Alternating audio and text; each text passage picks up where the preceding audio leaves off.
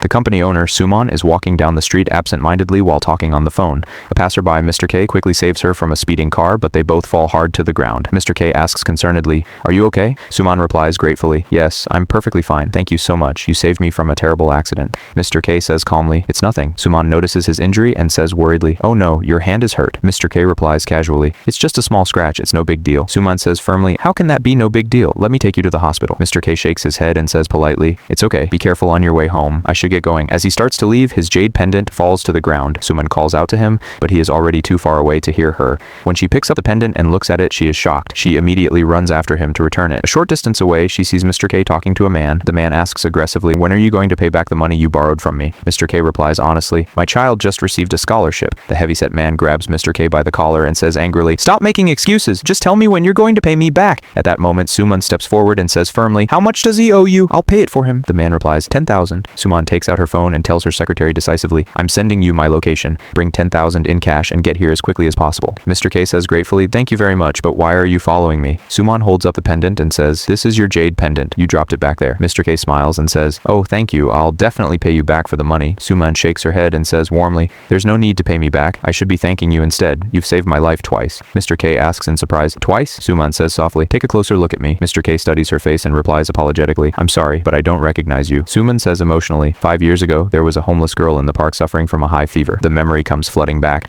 The young man asks kindly, "Little girl, why are you sleeping here?" The homeless girl replies weakly, "I came here from my village to find work, but when I got off the bus, all my belongings and my phone were stolen. I've been hungry for days and I have a high fever." The young man asks sympathetically, "Have you been sleeping here this whole time?" The homeless girl nods and says sadly, "I wanted to go home, but I didn't even have enough money for a ticket, so I had no choice but to sleep here." The kind young man says generously, "Here, let me give you some money. Take this." The girl quickly refuses and says, "No, I can't accept your money." The young man gently forces the cash into her hands and says firmly, "Take it. First, buy some medicine, then get some clean clothes. After that, buy a ticket and go home." The girl says gratefully, "Thank you. Oh, by the way, I have 2 jade pendants for protection. You can keep one of them." The young man smiles and says kindly, "Make sure you buy that ticket and go back home." Back in the present, Mr. K suddenly recognizes her and says in surprise, "So it was you. It's been so many years. It looks like your life has turned out well." Suman smiles and says emotionally, "You finally recognized me." "Yes, it was me. If you hadn't helped me back then, I don't know what would have happened to me." Mr. K says modestly, "It was nothing. Anyone would have done the same thing." Suman replies sincerely, "You're truly a kind-hearted person, and today you helped me once again.